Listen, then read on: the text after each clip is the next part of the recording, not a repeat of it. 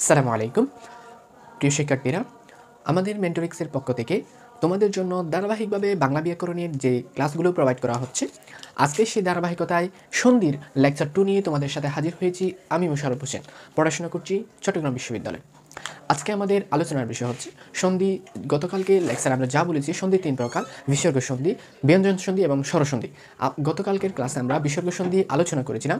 আজকে আমাদের আলোচনার বিষয় হচ্ছে ব্যঞ্জন সন্ধি। শব্দের শেষে, যখন কোনো শব্দের শেষে ব্যঞ্জন বর্ণ থাকে এবং পরবর্তী শব্দের শুরুতে ব্যঞ্জন বর্ণ থাকে, তখন উভয় ব্যঞ্জন বর্ণ মিলে একত্রে উচ্চারণ ও রূপগত যে পরিবর্তন ঘটে তাকে ব্যঞ্জন সন্ধি বলা হয়। অর্থাৎ যখন দুটি শব্দ পাশাপাশি বসে এবং এই পাশাপাশি বসার ফলে প্রথম শব্দের শেষের অংশে যদি কোনো ব্যঞ্জন বর্ণ থাকে এবং পরবর্তী শব্দের শুরুতে যদি ব্যঞ্জন বর্ণ থাকে, তাহলে উভয় শব্দের মধ্যে মিলনের ফলে যে নতুন উচ্চারণ ও রূপগত পরিবর্তন হয় তাকে বলা হচ্ছে ব্যঞ্জন সন্ধি। আমরা কয়েকটি উদাহরণের মাধ্যমে ব্যঞ্জন সন্ধি কি আসল বিষয়টা আমরা একটু জানার চেষ্টা করি। এখানে উদাহরণ লেখা হচ্ছে সল্লুক। একটা উদাহরণ দেওয়া হয়েছে। সল্লুককে সন্ধি বিচ্ছেদ করা হলে সেটার সঠিক সন্ধি বিচ্ছেদ হচ্ছে সৎ যোগ লোক। সৎ এবং লোক একত্রিত হয়ে সৎ লোক হয়ে যাচ্ছে। যে এখন তোমাদেরকে আমি বোঝাচ্ছি, এই সতের মধ্যে সৎ একটা ওয়ার্ড কিনা, শব্দ কিনা। সৎ একটা অবশ্যই শব্দ। সৎ হচ্ছে অনেস্ট, HONEST, অনেস্ট। সৎ হচ্ছে অনেস্ট, এটি একটি শব্দ। আবার লোক, পিপল, লোক বা পার্সন, এটি একটি ওয়ার্ড, শব্দ। তাই এই দুটো শব্দ সৎ এবং লোক একত্রে হয়ে সল্লুক সৃষ্টি হয়েছে। অর্থাৎ সতের মধ্যে খণ্ড থ রয়েছে এবং লুকের মধ্যে ল রয়েছে। দুটি ব্যঞ্জন বর্ণ একত্রিত হয়ে নতুন একটি শব্দ এবং উচ্চারণগত ও রূপগত যে পরিবর্তন ঘটছে সেটাকে বলা হচ্ছে ব্যঞ্জন সন্ধি। আর একটি উদাহরণ দেখি, উল্লাস। উল্লাসের মধ্যে উদ যোগ লাস, উল্লাস। উদ মানে হচ্ছে অতিরিক্ত, আর লাস মানে হচ্ছে আনন্দকে বোঝায়। উল্লাস মানে হচ্ছে অতিরিক্ত আনন্দ, এই ধরনের বিষয়কে বোঝাচ্ছে এখানে। আর ষড় ঋতু অনেক গুরুত্বপূর্ণ। আমরা জানি বাংলাদেশ একটি হচ্ছে ষড় ঋতুর দেশ, যেখানে 6টি ঋতু রয়েছে। সেই ঋতু নিয়ে এক গঠিত দেশকে বলা হচ্ছে ষড় ঋতু। ষড় ঋতুর প্রথমটি হচ্ছে ষড় এবং পরবর্তীটি হচ্ছে ঋতু। ষট মানে হচ্ছে 6 আর ঋতু মানে হচ্ছে মৌসুম। এই ষড় ঋতু দ্বারা বোঝানো হচ্ছে এটি একটি ব্যঞ্জন সন্ধি। ষড় ঋতুতে ঠ রয়েছে এবং ঋতুতে রি রয়েছে, যেগুলো ব্যঞ্জন বর্ণ।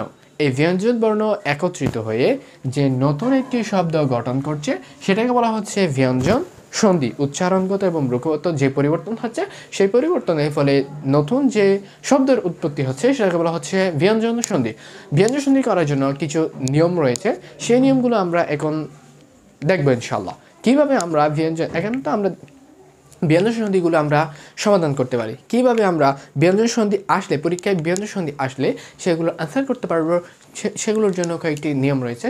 সেই নিয়মগুলো আমরা এখন দেখার চেষ্টা করবো ইনশাল্লাহ। 1 নম্বর নিয়ম হচ্ছে, যেসব শব্দে গ থাকবে সেগুলোতে গ এর পরিবর্তে ক ব্যবহৃত হবে। যেসব শব্দে বর্গীয় জ থাকবে সেগুলোর পরিবর্তে চ হবে। যেসব শব্দের ড অথবা ডয়ে শূন্য র থাকবে সেগুলোর পরিবর্তে ট হবে। যেসব শব্দে দ থাকবে সেগুলোর পরিবর্তে থ অথবা খণ্ড ত হবে। যেসব শব্দে ব থাকবে তার পরিবর্তে প হবে। রাইট? ইয়েস। তাহলে গ থাকলে ক হবে, বর্গে জ থাকলে চ হবে, ড অথবা ডয়ে শূন্য র থাকলে ট হবে, দ থাকলে ত অথবা খণ্ড ত হবে, ব থাকলে প হবে। ঠিক আছে? আচ্ছা, আমরা কিছু উদাহরণ দেখি। এই নিয়মের অনুসারে কিছু উদাহরণ দেখি। উদাহরণ, দিক নির্ণয়। এখানে একটা উদাহরণ দিতে হচ্ছে, সেটি হচ্ছে দিক নির্ণয়। দিক নির্ণয়ের মধ্যে আমরা দেখছি দিক গ রয়েছে, গ এর পরিবর্তে ক ব্যবহার করছি, গ এর পরিবর্তে আমরা ক ব্যবহার করেছি। দিক নির্ণয় যা আছে তা। এরপর হচ্ছে নিজন্ত। নিজ বর্গীয় জ এর পরিবর্তে চ ব্যবহার করেছি, নিজ অন্ত রয়েছে, অন্ত, নিজন্ত। শুভ, ব এর পরিবর্তে আমরা প ব্যবহার করেছি, ব এর পরিবর্তে শুভ যোগ অন্ত, শুভন্ত। দ রয়েছে কৃদন্ত, দ রয়েছে এখানে, সেক্ষেত্রে দ এর পরিবর্তে ত অথবা খণ্ড ত ব্যবহৃত হবে। তাহলে যেহেতু কৃদ এর মধ্যে, আরেকটা নিয়ম হচ্ছে কৃত এবং অন্ত। আর একটা নিয়ম হচ্ছে ত অথবা কণ্ঠত্বর মধ্যে কোনটা বসাবো, যেটি অর্থবোধক, ত অথবা খণ্ডত্বর মধ্যে শব্দের মধ্যে যেটি অর্থবোধক হবে সেটি ব্যবহার করব আমরা, ঠিক আছে? সেটি হচ্ছে কৃদন্ত। তাহলে আশা করি তোমরা 1 নম্বর নিয়ম বুঝতে পেরে। 2 নম্বর নিয়ম হচ্ছে নাসিকা বর্ণ থাকলে সেগুলোর পরিবর্তে ম হবে, নাসিকা বর্ণ থাকলে সেগুলোর পরিবর্তে ম হবে। কথা হচ্ছে নাসিকা বর্ণ কোনগুলো, যে সবগুলো শব্দ উচ্চারণের সময় নাকের মধ্যে আওয়াজ হয় সেগুলোকে বলা হয় নাসিকা বর্ণ। যেমন ইয় ইয় নাকে উচ্চারণ হচ্ছে, ম মূর্ধন্য দন্তন ম অনুস্বার যেগুলো নাকে উচ্চারিত হবে সেগুলিকে বলা হচ্ছে নাসিকা বর্ণ।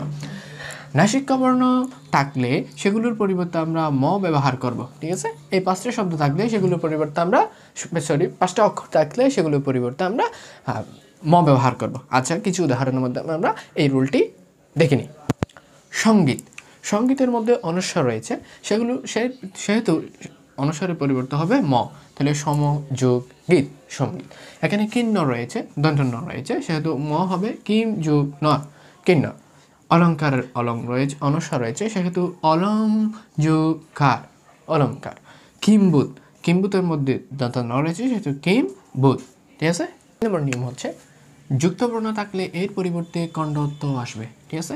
যুক্তবর্ণ থাকলে এর পরিবর্তে সন্ধি বিচ্ছেদ করার জন্য ব্যঞ্জন সন্ধিতে যুক্তবর্ণ থাকলে সেক্ষেত্রে যুক্তবর্ণের পরিবর্তে খণ্ডত্ব আসবে। কয়েকটি উদাহরণের মাধ্যমে আমরা বিষয়টি দেখি। 1 নম্বর উদাহরণ হচ্ছে উচ্চারণ। উচ্চারণের মধ্যে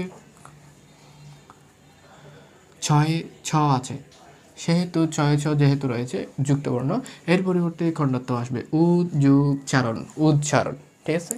উল্লিখিত লয়ে ল আছে, ঠিক আছে? সেক্ষেত্রে এর পরিবর্তে খণ্ডত্ব আসবে যোগ লিখিত উল্লিখিত। যাবজ্জীবন, বর্গীয় জ রয়েছে, সেক্ষেত্রে এর পরিবর্তে যাবৎ যোগ জীবন যাবজ্জীবন। উল্লাস, একটু আগে আমি তোমাদেরকে দেখিয়েছি উল্লাস, যোগ উল্লাস উল্লাস। চলচ্চিত্র, চলচ্চিত্রের মধ্যে ছ রয়েছে, সেহেতু ছ এর পরিবর্তে খণ্ডত্ব আসবে এবং চিত্র রয়েছে চিত্র আসবে। এরপর হচ্ছে 4 নম্বর নিয়ম। 4 নম্বর নিয়মে ছ এর পরিবর্তে খণ্ডত্ব অথবা দ হবে, ছ এর পরিবর্তে তালব্য স হবে। এক্ষেত্রে যেটা অর্থবোধক হবে সেটা ব্যবহৃত হবে। যদি খণ্ডত্ব অর্থবোধক হয় তাহলে খণ্ডত্ব বসবে, আর যদি দ অর্থবোধক হয় তাহলে দ ব্যবহৃত হবে, ঠিক আছে?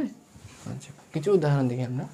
উচ্ছ্বাস, যেহেতু খণ্ডত্ব রয়েছে এবং এখানে ছ রয়েছে, সেহেতু সেটার পরিবর্তে ছোট ছ এর পরিবর্তে খণ্ডত্ব ব্যবহৃত হয়েছে, আর ছ এর পরিবর্তে তালব্য স ব্যবহৃত হয়েছে, ঠিক আছে? এবার উচ্ছৃঙ্খল, ছ এর পরিবর্তে খণ্ডত্ব ব্যবহৃত হয়েছে, আর শৃঙ্খলের পরিবর্তে উচ্ছৃঙ্খল ব্যবহৃত হয়েছে। উচ্ছিষ্ট, যোগ সৃষ্ট, ঠিক আছে?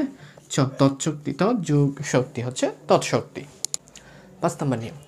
5 নম্বর নিয়ম হচ্ছে মূর্ধন্য ষ এর ট থাকলে সেই ট এর পরিবর্তে ছোট ঠ থাকলে সেটার পরিবর্তে ত ব্যবহৃত হবে, আর মূর্ধন্য ষ এর ট এর সাথে বড় ট থাকলে সেটার পরিবর্তে থ ব্যবহৃত হবে।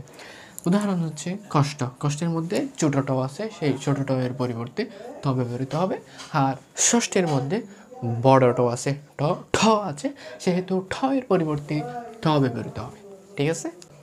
আজকের মতো এখানে শেষ করছি তোমাদের সাথে, আর নেক্সট ক্লাসে দেখা হবে স্বরসন্ধি নিয়ে।